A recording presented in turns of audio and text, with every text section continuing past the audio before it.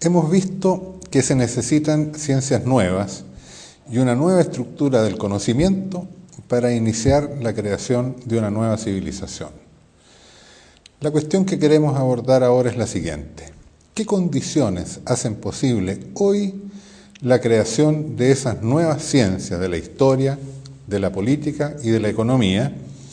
y esa nueva concepción del conocimiento capaces de orientar la creación de una civilización nueva y superior? Como el objetivo de estas charlas es reflexionar sobre cómo iniciar la creación de una nueva civilización, solo muy brevemente nos hemos detenido en la crítica de la civilización existente, cuya crisis nos es cada vez más evidente. Asumimos que en general la crítica ha sido ya realizada. Esto es especialmente válido respecto a la economía. La crítica del capitalismo y del industrialismo, constitutivos del pilar económico de la civilización moderna, se viene formulando desde hace mucho tiempo y ha tenido una gran difusión. La crítica de los partidos y del Estado, constitutivos del pilar político de la civilización moderna, ha sido también realizada intelectualmente y ha tenido bastante difusión, aunque es menos evidente para muchos y no ha llegado a penetrar aún el sentido común de la mayoría. La crítica del pilar cultural y cognitivo de esa civilización es la más incipiente y menos desarrollada, habiéndose centrado en la crítica de las ideologías, pero alcanzando apenas a las ciencias positivistas: la sociología, la ciencia política y administrativa, la ciencia del derecho, la ciencia económica. Estas ciencias gozan todavía de mucho prestigio y por eso es necesario que nos detengamos en la crítica de estas estructuras cognitivas de la civilización moderna,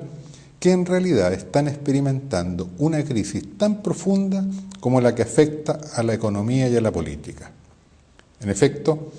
estas ciencias han perdido su capacidad de comprender lo que está sucediendo y de proyectar soluciones eficaces a los problemas reales y actuales. Uno de los elementos constitutivos de esas que conocemos como ciencias sociales es el hecho que, habiéndose constituido siguiendo el modelo de las ciencias naturales, sin ser en realidad ciencias como ellas, formulan las explicaciones de los fenómenos y procesos sociales en base a la formulación de leyes supuestamente objetivas que presidirían el dinamismo de la realidad histórica, de algún modo similar a como las leyes de la naturaleza permiten comprender y explicar los fenómenos químicos y físicos. Se habla en las ciencias sociales de las leyes de la historia, de las leyes de la economía, de las leyes sociológicas, de las leyes de la política. Pero la historia humana no es un proceso natural que se desenvuelve conforme a leyes objetivas, sino que es el resultado de la actividad de los seres humanos y de los agrupamientos que ellos forman. La historia humana es la praxis de los hombres, no está dada naturalmente, sino que es construida subjetivamente, entendiendo por subjetividad la intervención activa, más o menos consciente y voluntaria de las personas y de las organizaciones. ¿Cómo entonces pudieron formularse leyes de la historia, de la economía y de la política que han mostrado hasta ahora tener alguna efectiva capacidad predictiva? Si la historia es experiencia y práctica económica, política y cultural, serán los modos en que se desenvuelven las experiencias y prácticas de los individuos y de los grupos la clave para explicarnos cómo la economía, la política y la cultura son concebidas y elaboradas en las ciencias que formulan sus estructuras y procesos. Pues bien, la praxis humana de la civilización moderna es muy diferente a la praxis que se va configurando en el proceso de creación de una civilización nueva y superior. En la civilización moderna, los individuos y las masas de la población permanecen esencialmente pasivas, porque están subordinados y actúan conforme a las orientaciones que les imponen los pocos que determinan las estructuras y el curso de los acontecimientos. La historia la hacen los grupos dominantes, que se guían por sus intereses particulares y que van configurando las estructuras y los procesos económicos, políticos y culturales. Pues bien, la pregunta es, ¿cómo surgió el concepto de regularidades y de leyes en el desarrollo histórico? Las leyes de la historia surgen como generalizaciones abstractas del modo en que se realizan la economía, la política y la cultura en la civilización moderna. En esta, la inmensa mayoría de los individuos interactúan en el terreno de los intereses privados, de modo que allí no tiene lugar alguna actividad política e histórica coherente. Las actividades de los individuos y de las masas no producen ninguna actividad creadora de historia. Sus acciones se repiten según pautas aceptadas pasivamente,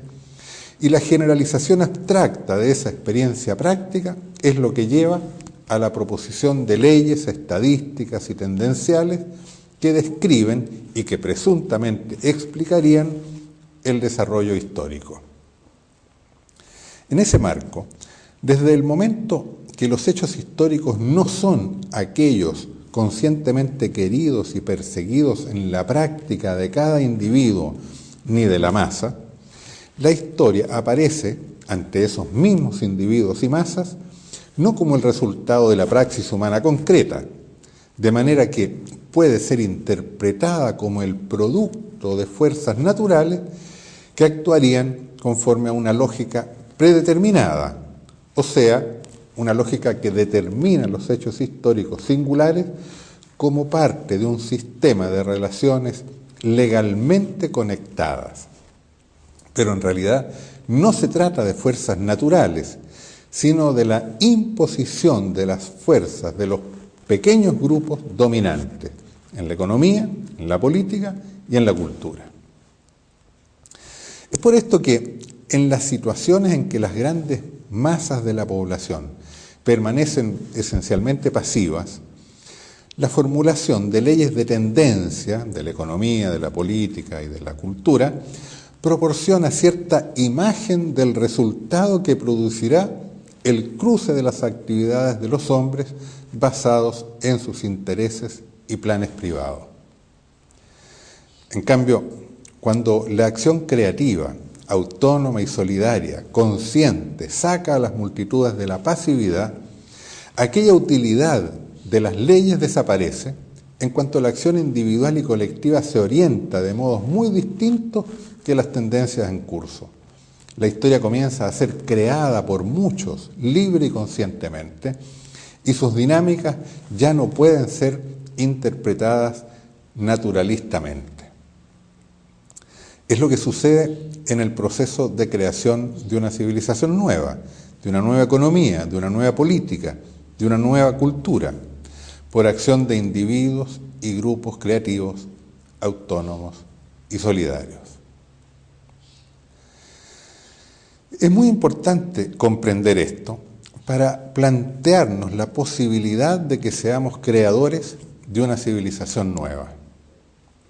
Expresémoslo entonces de un modo más sencillo.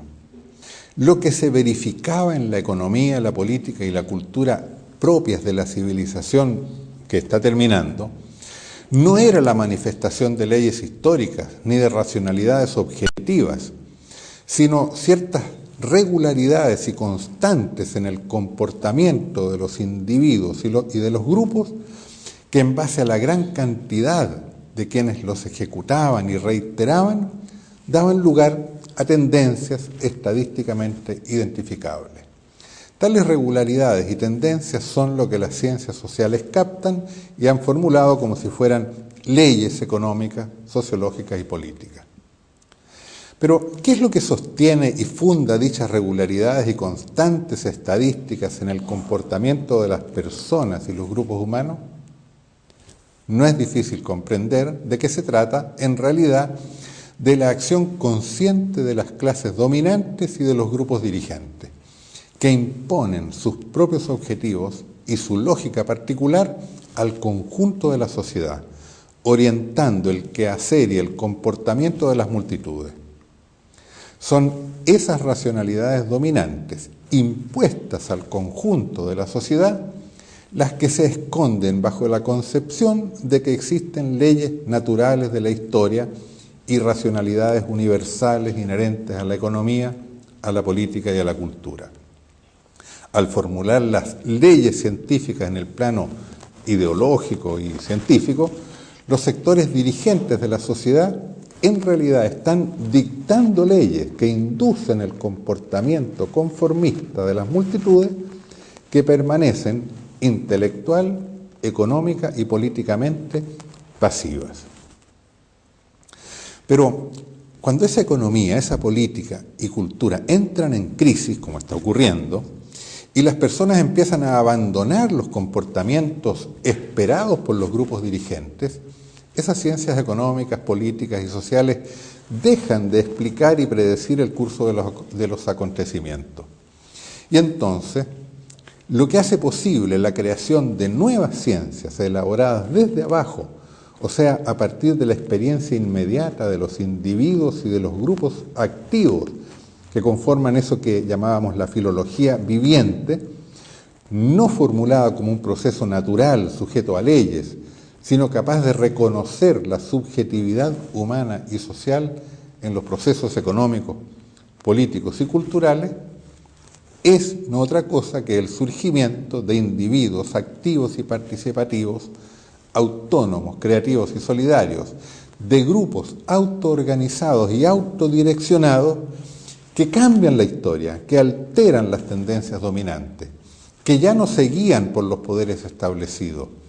que inician la creación de una nueva civilización. Son esas experiencias y esas situaciones históricas de nuevo tipo las únicas que permiten el surgimiento de nuevas ciencias. Son las experiencias creadoras de la nueva economía, de la nueva política y de la nueva cultura las que se teorizan y proyectan en esas ciencias nuevas. Estas ciencias nuevas expresan las nuevas racionalidades emergentes y las articulan con el pasado desde donde provienen, con el análisis de la crisis y de los problemas a que responden, e incluso integran y subsumen aquello que las disciplinas y conocimientos anteriores conserven de valioso y que son también parte del presente y que en consecuencia no deben ser desechadas, sino integradas críticamente en un saber superior, autónomo.